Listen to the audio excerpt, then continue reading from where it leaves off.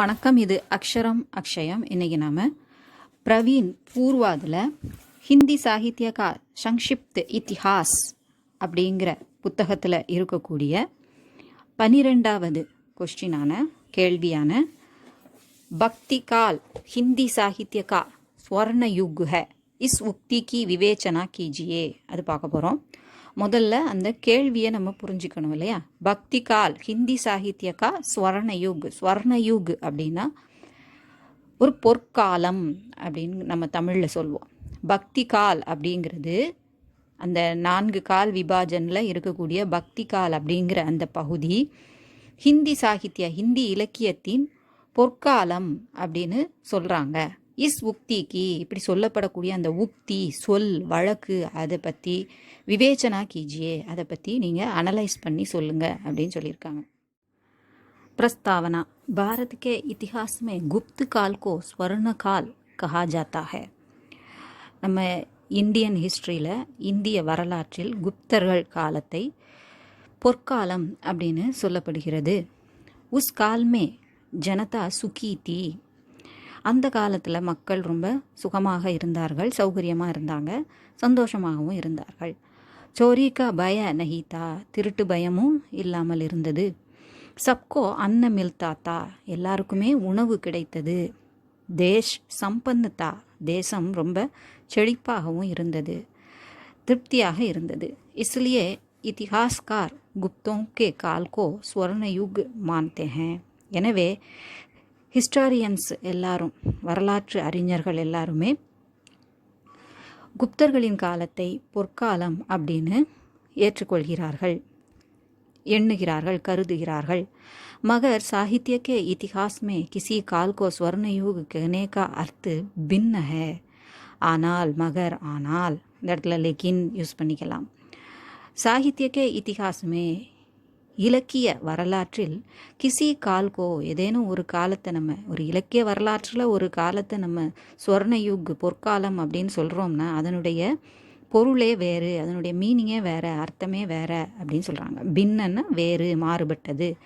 हिंदी साहित्य के इतिहास में भक्ति काल को स्वर्ण युग क्यों कहा जाता है? इस प्रश्न का उत्तर पाने का प्रयत्न करेंगे. ஹிந்தி சாகித்யக்கே இத்திஹாசமே ஹிந்தி இலக்கிய வரலாற்றில் பக்தி காலத்தை ஸ்வர்ண யுக் பொற்காலம் அப்படின்னு கியோं கஹா ஜாத்தா ஹே ஏன் சொல்லப்படுகிறது? இஸ் பிரஷ்னுக்கா உத்தர் இந்த கேள்விக்கான பதிலை உத்தர் பானேக்கா பிரயத்ன கரேங்கே இந்த கேள்விக்கான பதிலை பெறுவதற்கான முயற்சியை செய்வோம் அப்படின்னு சொல்கிறாங்க. ஸோ ஒவ்வொரு டாபிக் கொடுத்து ஒவ்வொரு சைடு ஹெட்டிங் கொடுத்து அதில் சில விஷயங்களை சொல்லி இதெல்லாம் ஒரு காரணமாக இருக்கலாம் அப்படின்னு சொல்கிறாங்க. எதுக்கு ஸ்வர்ண யுக் அப்படின்னு சொல்வதற்கு காரணமாக அமையலாம் இவையெல்லாம் அப்படின்னு சொல்கிறாங்க. ஆசிரியதாத்தோம் சே முக்தி ஆசிரியதாத்தாவும் அதாவது ஆதரவு அளிக்கக்கூடியவர்கள், தாத்தா வழங்குபவர்கள், ஆதரவு அளிக்கக்கூடியவர்கள்ட்டிருந்து விடுதலை, முக்தி விடுதலை அப்படின்னா என்ன சொல்ல வராங்கன்னு இப்போ உள்ளே பார்க்கும்போது தெரியும். வீர்காத்தா காலமே கவிலோக் கிசி ராஜாக்கே ஆசிரியமே ரகத்தே. வீர்காத்தா காலத்தில் கவிஞர்களெல்லாம் தன்னுடைய கவிதை எழுதி அதன் மூலமாக பணம் பெறுவதற்காக, சம்பாதிப்பதற்காக, இந்த இடத்துல சம்பாதித்தல்னா தன்னுடைய உணவுக்காகவே அவங்க அதை தான் செய்ய வேண்டி இருந்தது. நமக்கு தெரிஞ்சிருக்கும், நம்ம தமிழ்லையும் படிச்சிருப்போம். ஸோ அந்த கவிஞர்களெல்லாம் அந்த ராஜாக்களை புகழ்ந்து பாடி தான் அவங்க பணம் ஈட்டி அதை வச்சு தான் குடும்பத்தை நடத்திட்டு இருந்தாங்க இல்லையா? ஸோ கவிலோ கிசி ராஜாக்கே ஆசிரியமே சில ஏதேனும் ஒரு ராஜாவின் அடைக்கலத்தில் இருந்தார்கள், அவங்களுடைய ஆதரவில் இருந்தாங்க. உஸ் ராஜாக்கோ குஷ் கர்னே கேலியே வே கவிதா லிக்தே தே அந்த ராஜாவை சந்தோஷப்படுத்துறதுக்காக, திருப்திப்படுத்துறதுக்காக கவிதைகளை எழுதினாங்க. कवियों को उन राजाओं की वीरता का झूठा वर्णन करने में कोई संकोच नहीं था.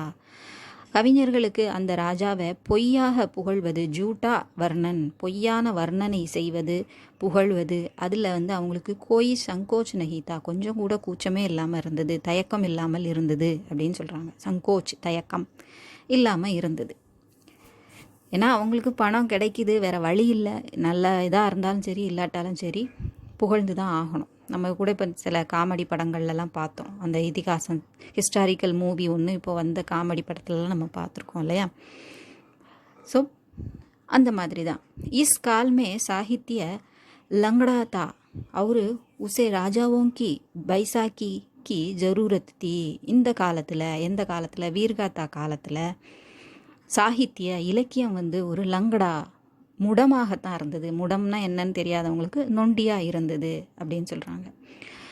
அதுக்கு அப்படி நொண்டியாக இருந்த அந்த முடமாக இருந்த அந்த இலக்கியத்திற்கு ஒரு ஊன்றுகோலாக, பைசாக்கினா ஊன்றுகோல், நடக்க முடியாதவங்களுக்கு அந்த ஊன்றுகோல் உதவுது இல்லையா, அந்த மாதிரியான அதை தான் பைசாக்கின்னு சொல்லுவோம். அதுக்கான தேவை இருந்தது. ஸோ ராஜா அப்படிங்கிற ஊன்றுகோலின் தேவை இருந்தது அந்த இலக்கியத்தை மேல் நோக்கி கொண்டு செல்வதற்கு. ஏன்னா வேறு எதுலேயும் அவங்க ஈடுபடலை. ராஜாவை புகழ்ந்து தான் பாட வேண்டியிருந்தது, அவங்க தான் அதுக்கு ஆதரவு கொடுக்க வேண்டியிருந்தது. लेकिन பக்தி கால் கே கவி கிசி பி ராஜா சே மாங் நஹி காத்தே தே. ஆனால் பக்தி காலில் இருந்த எந்த ஒரு கவிஞரும் எந்த ஒரு ராஜாவையும் கிசி பி ராஜா சே எந்த ஒரு ராஜாவிடமும் மாங்கு நஹி காத்தே தே. மாங்குனா பெற்று பிக்ஷை எடுத்து அல்லது அங்கே அவங்கள்ட்ட புகழ்ந்து பாடி அவங்கள நம்பி அவங்க வந்து சாப்பிடலை அப்படின்னு சொல்கிறாங்க. உன்கோ பூரி ஆசாதி தீ. அவங்களுக்கு முழு சுதந்திரம் இருந்தது. அப்போது அவங்களுக்கு என்ன விரும்புகிறாங்களோ அதை அவங்களால படைக்க முடிஞ்சுது அப்படின்னு சொல்ல வராங்க இதில். ஸோ அதான் ஆசிரியதாத்தம் சே முக்தி. ஸோ நமக்கு ஆதரவு அளிக்கக்கூடிய அந்த ராஜாக்கள் போன்ற ராஜாக்கள், பெரிய ஜமீன்தார்கள், பணக்காரர்கள், அவங்களெல்லாம் புகழ்ந்து பாடி பணம் வாங்குவாங்க இல்லையா. பணம் வாங்கி அதை வச்சு தான் வாழ்க்கை நடத்திட்டு இருந்தாங்க. அவங்கக்கிட்ட இருந்து இவங்களுக்கு ஒரு அடிமை மாதிரி இல்லாமல் ஒரு முக்தி கிடைச்சிது. அவங்க அதை நம்பி இல்லை அப்படிங்கிறதுனால இவங்களுக்கு ஒரு முக்தி கிடைச்சிது. அதனால் கடவுளை நோக்கி பாடவும் அவங்களுக்கு வசதியாகவும் இருந்துச்சு.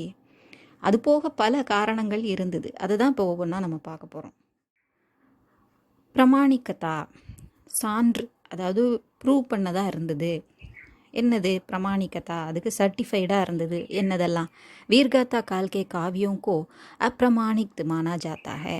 வீர்காத்தா காலில் படைக்கப்பட்டதெல்லாம் பெரும்பாலும் ராஜாக்களுடைய கதைகளையும் புகழையும் பாடினதாக இருக்கும். ஸோ அது வந்து உண்மையாகவே இருக்கும்னு சொல்ல முடியாது. முற்றிலும் அது உண்மை அப்படின்னு நம்ம சொல்ல முடியாது. அவங்கள பாராட்டணும், இல்லாட்டி அந்த ஸ்டோரி, அவங்களுடைய ஹிஸ்ட்ரி, வரலாறு வந்து சுவாரஸ்யமாக இருக்கணும்னு நிறைய விஷயங்களை கலந்து எழுதியிருக்கலாம். ஸோ உண்மையிலே இது நடந்தது அப்படின்னு இல்லாமல் முன்னுக்கு பின் முரணாக இருந்திருக்கலாம் அப்படின்னு சொல்லி யாருமே அதை வந்து பிரமாணிக்னு சொல்லலை, அப்பிரமாணிக் அப்படின்னு சொல்லிட்டாங்க. சான்றற்றது, அவங்க ப்ரூவ் பண்ணப்பட்டது அல்ல அப்படின்னு சொல்கிறாங்க. பக்தி கால் கா ஹர் காவிய பிரமாணிக் ஹே. ஆனால் பக்தி காலத்தில் இருந்த ஒவ்வொரு காவியமும் பிரமாணிக், அதாவது ப்ரூவ் பண்ணப்பட்டது. இது இப்படி தான் இருந்தது, இது நேரடியாக நிகழ்ந்தது, அப்படி உண்மைதான் அப்படிங்கிறத அவங்களால சொல்ல முடிஞ்சுது, பக்தி காலில் உள்ளது அப்படின்னு சொல்கிறாங்க. இதை சுருக்கமாக முடிச்சிட்டாங்க. அடுத்து பாஷாக்கி உன்னதி, மொழியின் முன்னேற்றம். இந்த காலத்தில் மொழிக்கு ஒரு நல்ல ஒரு முன்னேற்றம் ஏற்பட்டது. அது எப்படிங்கிறத சொல்கிறாங்க. ஆதி காலத்தில் அந்த வீர்காத்தா காலத்தில் பாஷா டூட்டி பூட்டி தீ, அந்த மொழி சும்மா இஷ்டத்துக்கு இருந்தது. அந்த கவிதை வந்து புகழணுங்கிற நோக்கத்தில் மட்டுமே இருந்தது. அதுக்கு ஒரு நல்ல வடிவம் அவங்க கொடுக்கல. டூட்டி பூட்டி தீ, அதாவது சிதைந்து போய் இருந்தது, உடஞ்சி இடைஞ்சி இருந்தது அப்படின்னு சொல்கிறாங்க. வியாக்கரன் சம்பந்தி கை தோஷுதே. இலக்கணம் சம்பந்தமாக, இலக்கணம் சார்ந்த கை தோஷுதே, பல குற்றங்கள் இருந்தன, தவறுகள், பிழைகள் இருந்தன. பக்தி காலமே பாஷாக்கி உன்னதி ஹுயி. ஆனால் பக்தி காலத்தில் அந்த மொழியிலையும் ஒரு முன்னேற்றம், வளர்ச்சி ஏற்பட்டது. பாஷாக்கி கல்த்தியா சுதாரி கயி. அந்த மொழியில் இருந்த இதுவரைக்கும் கையாளப்பட்டிருந்த அந்த பிழைகள் எல்லாமே சுதாரி கயி, திருத்தப்பட்டன. சுதாரி கயி அப்படின்னு சொல்கிறாங்க. இசிலியே சாகித்யமே சுபோதத்தா ஆகி. எனவே இலக்கியத்தில் ஒரு அறிவு சார்ந்ததாக இருந்தது. அப்படின்னா சிறந்த, நல்ல அப்படின்னு அர்த்தம். போதத்தா அப்படிங்கிறது புத்திங்கிற வார்த்தையிலேருந்து வந்தது. போதத்தா, புத்தி நிறைந்ததாக, அறிவு நிறைந்ததாக இருந்தது. ஸோ அந்த இலக்கியம் வந்து ஒரு அறிவுபூர்வமான முழுமையான இலக்கியமாக இருந்தது. ரொம்ப ஸ்டாண்டர்டோடு இருந்ததுன்னு சொல்கிறாங்க. आज हम शुद्ध भाषा बोल पा रहे हैं तो பக்தி கால் में हुई भाषा की उन्नति के कारण ही है. நாம் இன்னைக்கு சுத்தமான பாஷை நம்ம மொழி பேசுகிறோம் அப்படின்னா போல் பா ரகே பேச நம்மளால் முடியுது, இலக்கண பிழை இல்லாமல் பேச முடியுது அப்படின்னா பக்தி காலத்தில் அந்த மொழியில் ஏற்பட்ட உன்னதி வளர்ச்சி தான் காரணம், அதுவே காரணம் அப்படின்னு சொல்கிறாங்க. அடுத்து என்ன சொல்ல வராங்க? பகுமுகி, பன்முகம், மல்டி டைமென்ஷனல் அப்படின்னு சொல்கிறாங்க. அதை வச்சு என்ன சொல்ல வராங்க? பக்தி காலமே சாகித்ய பகுமுகி ஹோகையா. ஸோ பக்தி காலத்தில் பல்வேறு முகங்கள் கொண்டதாக இருந்தது, பல வகைகள் கொண்டதாக இருந்தது, வித்தியாசமாக இருந்தது. சார் தாராயே சலி தோ சாகித்ய கோபி சதுர்முக் திகானா படா. So sir தாராயே.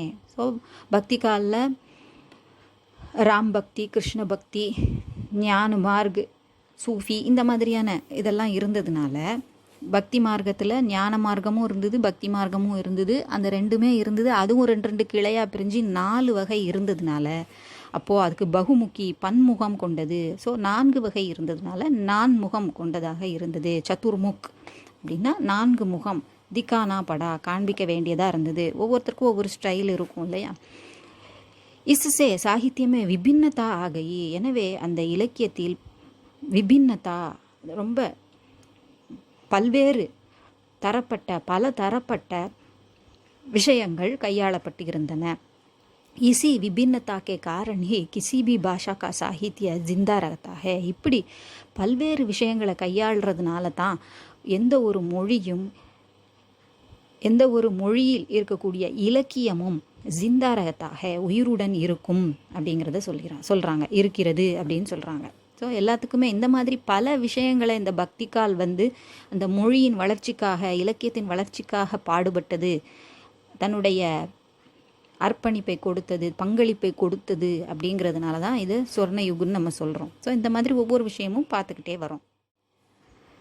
ஜனசேவக், மக்கள் சேவகனாக, மக்களுக்கு சேவை புரிவதாக இருந்தது. எது? கவிதா ராஜாவோங்கி சேவிகாத்தி.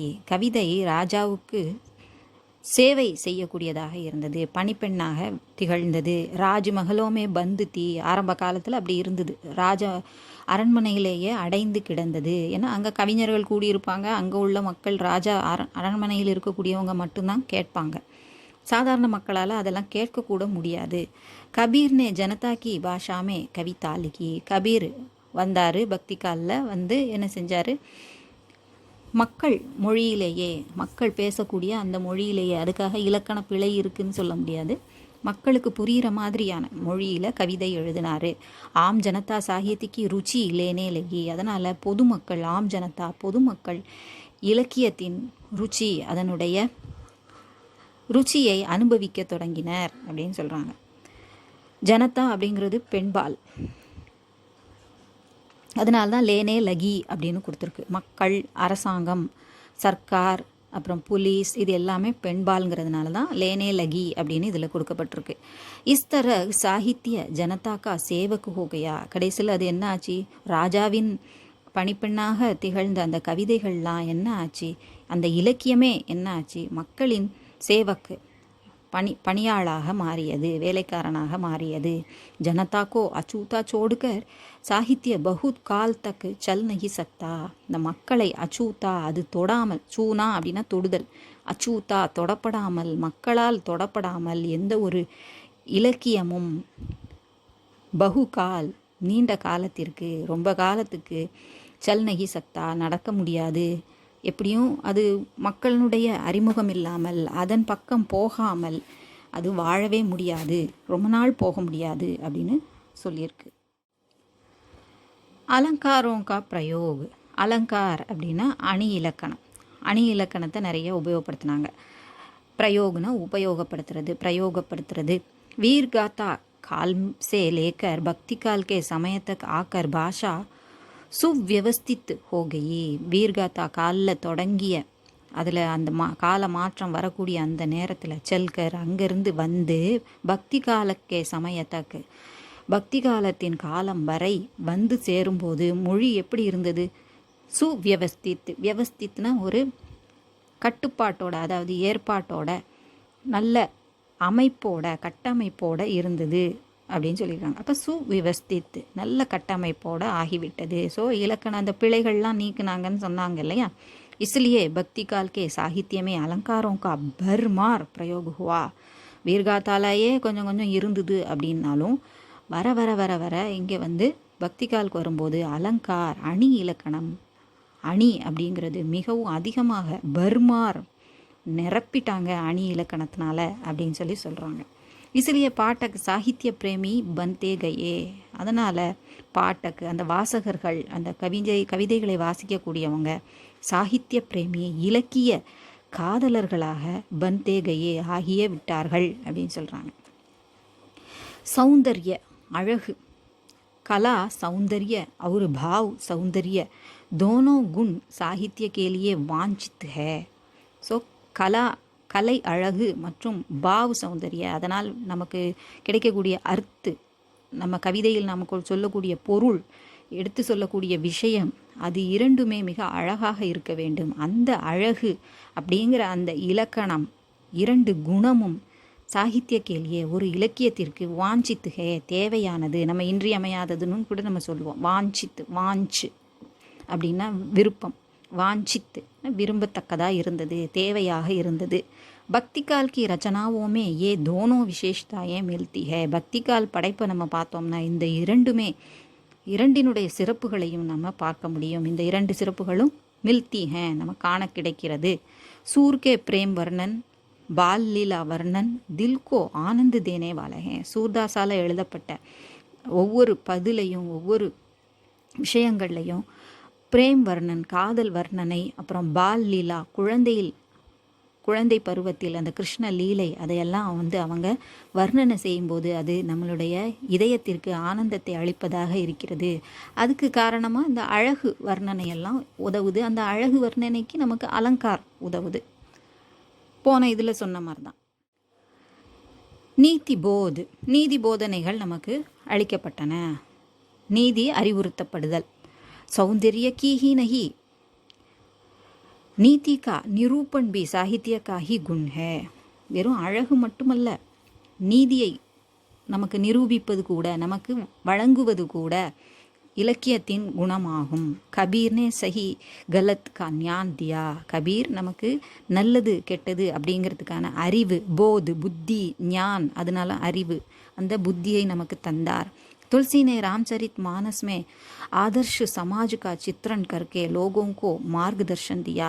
துளசிதாஸ் ராம்சரித் மானஸ் எழுதுறது மூலமாக அந்த ராமரையே ஒரு மனிதனாக அவதாரம் பெற்று அவர் வராரு. ஒரு ஆதர்ஷ சமாஜ் ஒரு நல்ல சமுதாயம் எடுத்துக்காட்டாக இருக்கக்கூடிய சமுதாயம் அதை நமக்கு சித்திரன் கற்கே வர்ணனை செய்து வர்ணித்து நமக்கு எடுத்துக்காட்டி சித்தரித்து காட்டி மக்களுக்கு மார்கதர்ஷன்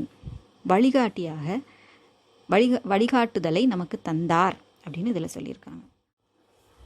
அடுத்து நவீனதா புதுமை. நவீன் அப்படின்னா புதிய, நவீனதா புதுமை. இஸ் கால்மே நயி பாத்தோம் கோ நய டங்கு சே ககா கயா. இந்த காலத்தில் புது விஷயங்களெல்லாம் புது முறையில் நமக்கு சொல்லப்பட்டது. நயே முகாவரே பனாயகையே புது முகாவரே அதாவது சொற்றொடர்கள் உருவாக்கப்பட்டன. இப்போ தோஹாவில் ஒரு பகுதியை வச்சே நம்ம சொல்கிறது உண்டு, பழமொழி மாதிரி உபயோகப்படுத்துறது உண்டு. ஸோ ஃப்ரேசஸாக நமக்கு நிறைய ஃப்ரேசஸ் இதில் நமக்கு கிடைச்சிது. நயே சந்து பனாயகையே புது சந்து அமைப்பு இருக்கு இல்லையா யாப்பிலக்கணம் அதில் நிறைய சந்தங்கள் இருக்கக்கூடிய அமைப்புகளை நமக்கு உருவாக்குனாங்க. நம்ம இங்கே தோஹா நம்ம தமிழில் குறள் நாலடியார்னு இருக்கிற மாதிரி இங்கே தோஹா பறவை கவிதை அந்த மாதிரி நிறைய நம்ம பிரவீன் உத்ராதில் படிப்போம் சந்து பற்றி. அப்படிப்பட்ட இதெல்லாம் இதில் உருவாக்கப்பட்டன. நயி உபமாயே தீகையே புது உவமைகள் எல்லாம் எண்ணி கூட பார்க்க முடியாத அளவுக்கான புது உவமைகள் தரப்பட்டன. நயே அலங்கார் சல்நேலகே புது அணி இலக்கணங்கள் அப்போது நடைமுறையில் இருந்தது.